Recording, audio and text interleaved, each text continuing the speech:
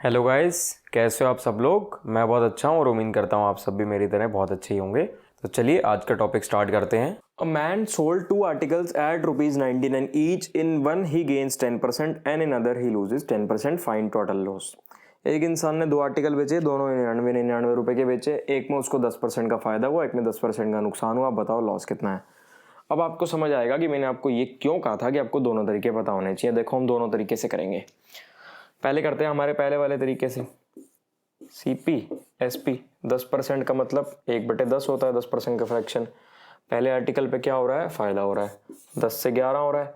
दूसरे पे नुकसान हो रहा है, 10 से 9 हो रहा है। अब भाई SP तो दोनों का बराबर है, SP दोनों का 99 है, मतलब कि दोनों का बराबर है। लेकिन यहाँ अलग अलग है, इनको बराबर बनाएंगे। ये 11 है, ये 9 है। बराबर बनाने के लिए इसको 9 से मल्टीप्लाई, इसको 11 से मल्टीप्लाई। 9 से मल्टीप्लाई करेंगे 90 आ गया, 99 आ गया। 11 से करेंगे 110 आ गया, 99 आ गया। मतलब कि अब यहाँ हमारी सारी बात सेटिस्फाई हो गई। बराबर भी हो गया, बराबर के साथ साथ उतना ही हो गया जितना उसने बताया था, 99 ही हो गया ईच। तो अब आपका आंसर आ गया। मतलब टोटल सामान 200 रुपये का खरीदा था और 198 का बेच रहा था, मतलब कि टोटल उसको 2 रुपये का नुकसान हुआ। आ गया ना। मुश्किल से जब करोगे ना 4 या 5 सेकंड लगेंगे आपको ये करने में। जब आपकी प्रैक्टिस बन जाएगी, इसको निकालने में 5 सेकंड का खेल है सिर्फ। ये तो हमारे पहले तरीके से आ गया आंसर। अब जो ये क्वेश्चन है ना, इस क्वेश्चन में पहला तरीका ज़्यादा आसान है। कुछ ऐसे क्वेश्चन होंगे जिनमें दूसरा तरीका ज़्यादा आसान होगा, लेकिन इस क्वेश्चन में पहला तरीका ज़्यादा आसान है। इसलिए मैंने आपको कहा था कि आपको दोनों तरीके पता होने चाहिए। चलो अब दूसरे तरीके से एक बार देख लेते हैं। दूसरा तरीका क्या था, जो भी प्रॉफिट या लॉस है उसका स्क्वायर करके उसको 100 से डिवाइड कर देंगे। इसका मतलब 1% का लॉस हुआ उसे, ये तो हमें पता चल गया। लेकिन यहाँ उसने टोटल लॉस पूछा था, और टोटल लॉस मान लो कि ऑप्शन में परसेंटेज में है ही नहीं, रुपीज में है। तो क्या करेंगे, तो इसमें थोड़ा सा कॉम्प्लिकेटेड हो जाएगा। ज़्यादा मुश्किल नहीं है, ये भी है तो आसान ही, लेकिन इसके कंपैरिजन में थोड़ा सा ज़्यादा कॉम्प्लिकेटेड है। देखो कैसे हो जाएगा। 99 की एक चीज़ बिकी, 99 की दूसरी चीज़ बिकी, मतलब कि 198 की दोनों चीज़ें बिकी।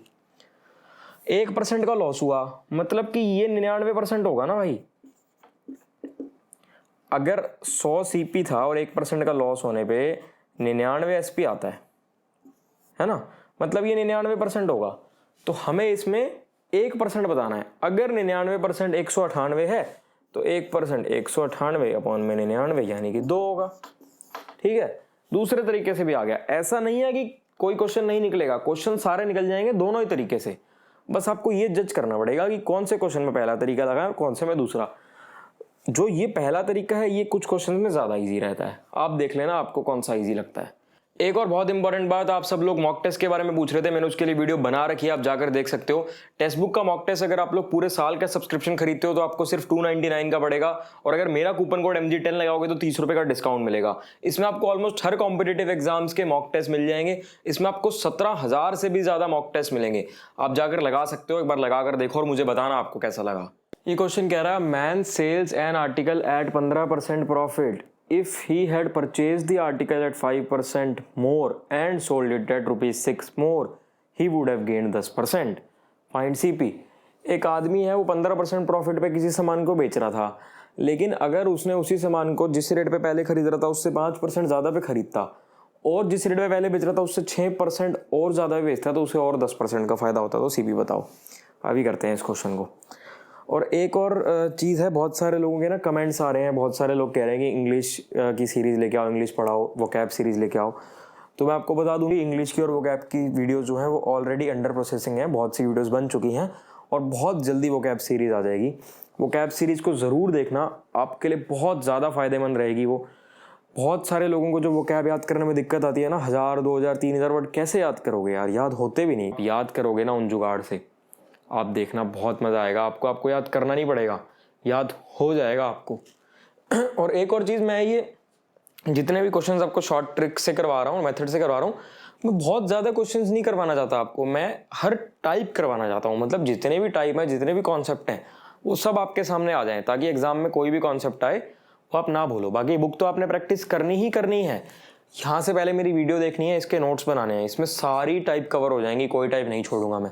उसके बाद आपने बुक से प्रैक्टिस करनी है। बुक्स की मैं ऑलरेडी एक वीडियो बना चुका हूँ, आपको आप देख सकते हो उससे कौन सी बुक से प्रैक्टिस करनी है। चलो क्वेश्चन पे आते हैं वापस। एक आदमी कह रहा है कि एक आर्टिकल को 15% प्रॉफिट पे बेचा। हम मान लेते हैं कि 100 रुपए का खरीदा होगा। 115 का बेच दिया। अब वो कह रहा है कि अगर उसने 5% ज़्यादा पे खरीदा होता, मतलब 100 पे और 5% ज़्यादा पे खरीदा होता तो कितना हो जाएगा, 100 जमा 5% 105 हो जाता है ना। 105 पे खरीदा होता और 6 रुपये फालतू में बेचा होता तो उसे 10% ज़्यादा का फायदा हो रहा होता, 10% का फायदा हो रहा होता, 10% का फायदा हो रहा होता, मतलब 105 पे 10% का फायदा कितना होगा, 105 का 10%, मैंने आपको बताया था किसी भी चीज़ का अगर 10% निकालना हो तो यहाँ पे पॉइंट लग जाता है, यहाँ पॉइंट लग गया तो 10.5 आ गया, तो 105 में जब 10.5 ऐड करेंगे तो 115.5 आ गया आपका आंसर। हमारी सारी कंडीशन सेटिस्फाई होगी, सिर्फ एक रह गई, वो भी अभी कर देते हैं। एक आदमी था, उसने आर्टिकल को 15% फायदे बेचा, 100 से 115 कर दिया। अब वो कह रहा है अगर उसने 5% ज़्यादा पे खरीदा होता, मतलब 100 पे 5% ज़्यादा पे खरीदा होता, ये ओल्ड है ये न्यू है, 105 पे खरीदा होता तो उसे 10% का फायदा हो रहा होता। 10% का फायदा हमने करा दिया, 105 जमा 10.5 115। अब एक कंडीशन जो रहेगी वो देखते हैं। हमारे हिसाब से 0.5 यानी कि आधा रुपये महंगा बेचा, लेकिन क्वेश्चन कह रहा है आधा रुपये नहीं 6 रुपये महंगा बेचा, तो कितने गुना भाइयों, 12 गुना। हमारे हिसाब से आधा रुपये महंगा बेचा, सवाल के हिसाब से 6 रुपये महंगा बेचा, मतलब कि 12 गुना। तो जो भी पूछ रहा है उसको 12 गुना कर दो। सीपी उसने पूछा है, ओल्ड सीपी पूछा है, न्यू पूछा है, चलो हम दोनों बता देते हैं जो भी क्वेश्चन में होगा। 12 ओल्ड, ये 100 ओल्ड सीपी है ना, तो इसको 12 गुना कर देंगे तो 1200 आ जाएगा, ये तो आपका आ गया ओल्ड सीपी। और ये 105 आपका न्यू सीपी है, इसको 12 गुना कर देंगे 1260 आ जाएगा। ये आपका ओल्ड सीपी है, ये आपका न्यू सीपी है, खत्म आपका सवाल। जो भी पूछे बता देना उसको। A person purchase 2 horses for ₹960. He sold one at loss of 20% and other at profit of 60%. SP of both is same. Find CP of both. क्या करें, कुछ भी नहीं करना, बहुत आसान है भाई। वो कह रहा है कि पहले को तो उसने 20% के लॉस पे बेच दिया, 20% का फ्रैक्शन होता है 1/5, मतलब कि 5 से 4 पे बेच दिया, और दूसरे को उसने 60% के प्रॉफिट पे बेच दिया। 60% का फ्रैक्शन क्या होता है भाइयों, ये होता है 3/5। 5% के प्रॉफिट पर बेचा, मतलब कि 5 से 8 कर दिया। लेकिन वो कह रहा है कि दोनों का एसपी तो बराबर है, दोनों का एसपी बराबर बना लेंगे, क्या दिक्कत है। इसका एसपी 4 था, इसका 8 था, दोनों का बराबर बनाने के लिए इसको 2 से गुना कर देंगे। तो इसका मतलब 10 8 5 8, मतलब पहले ही जो पहला घोड़ा था वो 10 रुपए का अगर खरीदा था तो 8 का बेच दिया था, और दूसरा घोड़ा अगर 5 का खरीदा था तो 8 का बेच दिया था। सारी कंडीशन सेटिस्फाई हो गई। यहाँ पे हमने 20% का लॉस कर दिया, यहाँ पे हमने 60% का फायदा कर दिया, एसपी बराबर बना दिया। अब देखो, अब वो कह रहा है कि जो उसने दोनों घोड़े खरीदे थे 960 के खरीदे थे, मतलब कि ये जो 10 रुपये और ये जो 5 रुपये हैं, जो 15 रुपये हैं 960 रुपये हैं, 15 जो हैं वो 960 हैं। कितने गुना है, ये है 64 गुना। हमारे हिसाब से 15 है, उसके हिसाब से 960 है, मतलब कि 64 गुना है। अब वो जो भी पूछ रहा है बता दो, क्या दिक्कत है। सीपी और बहुत पूछ रहा है, पहले का सीपी हमारे हिसाब से 10 था, लेकिन हमें तो उसको 64 गुना करना है, तो ये आ गया जी 640। दूसरे का सीपी हमारे हिसाब से 5 था और हमें इसका 64 गुना करना है, 320 आ गया, खत्म सवाल। पहले का सीपी 640, दूसरे का CP 320। A man purchased a pen and a pencil for ₹500. He sells pen at a loss of 10% and pencil at a profit of 15%. Total loss is ₹25. Find CP of both. एक आदमी ने एक pen खरीदा, एक pencil खरीदी, दोनों total मिला के 500 रुपये के खरीदे। पेन को बेच दिया 10% के लॉस पे, पेंसिल को बेच दिया 15% के प्रॉफिट पे। टोटल लॉस हुआ ₹25। कॉस्ट प्राइस बताना है पेन और पेंसिल दोनों का। इस टाइप के क्वेश्चंस आते हैं जब भी हमारे पास एग्जाम में, तो हम इनको करेंगे एलिगेशन से। दूसरे तरीके भी हैं करने के, लेकिन एलिगेशन से बहुत जल्दी हो जाता है। एलिगेशन अपने आप में एक चैप्टर है, हम उस चैप्टर को आगे पढ़ेंगे, उसमें पूरा प्रॉपर तरीके से कंप्लीट पढ़ेंगे। लेकिन अभी इस क्वेश्चन को करवाना है, मैं आपको एलिगेशन से ही करवा देता हूँ। अभी भी एक ओवरव्यू दे देता हूँ सिर्फ आपको एलिगेशन का, आपको समझ आ जाएगा, और करवा देता हूँ। बाकी आगे चैप्टर तो पढ़ेंगे ही पढ़ेंगे। देखो एलिगेशन में हमें क्या करना होता है, ये पेन है, ये पेंसिल है, यहाँ लिखेंगे पेन कितने लॉस या कितने प्रॉफिट, जितने भी बिका। पेन बिका लॉस पे 10%, लॉस का मतलब माइनस, तो -10 लिख दिया। और पेंसिल बिकी है 15% के प्रॉफिट पे, मतलब कि सिर्फ 15 लिख दिया, प्लस लिखो ना लिखो, प्लस 15 लिख दो या 15 लिख दो। यहाँ पेन लिख दिया, यहाँ पेंसिल लिख दिया। ये उनका प्रॉफिट या लॉस परसेंट है, ये हमने जो भी लिखा है ना। अब यहाँ बीच में हम लिखेंगे टोटल दोनों को मिला के क्या हुआ। दोनों को मिला के 25 रुपये का लॉस हो रहा था, जब ये भी परसेंटेज में लिखा, ये भी परसेंटेज में लिखा, तो ये भी परसेंटेज में लिखेंगे। हर चीज़ की यूनिट हमेशा बराबर होनी चाहिए। 25 रुपये का लॉस हो रहा था, कितने रुपए पे? 500 रुपये पे। 25 लॉस है और 500 सीपी है।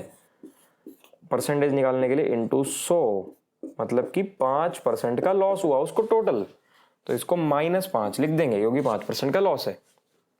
अब इसको इधर करेंगे, इसको इधर करेंगे।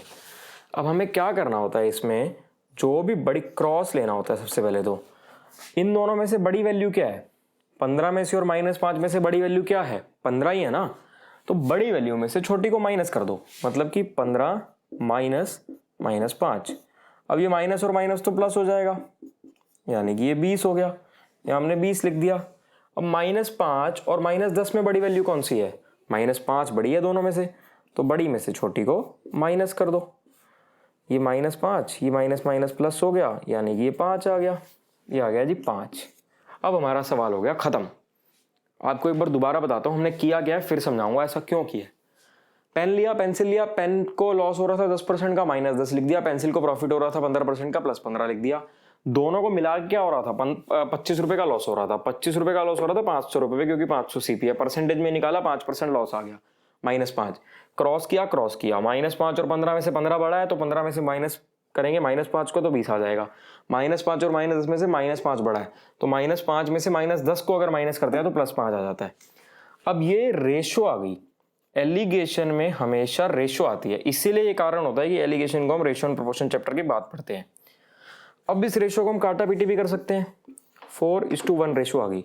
अब ये जो रेशो आई है ना, ये रेशो जो चीज़ यहाँ होती है ना, उस चीज़ की डिनोमिनेटर की रेशो आती है हमेशा। मतलब प्रॉफिट एंड लॉस जो है, प्रॉफिट और लॉस में जो डिनोमिनेटर होता है, प्रॉफिट और लॉस परसेंट में जो डिनोमिनेटर होता है वो सीपी होता है। प्रॉफिट और लॉस जब भी निकाला जाएगा हमेशा कॉस्ट प्राइस पे निकाला जाएगा, डिनोमिनेटर सीपी होता है जिसका।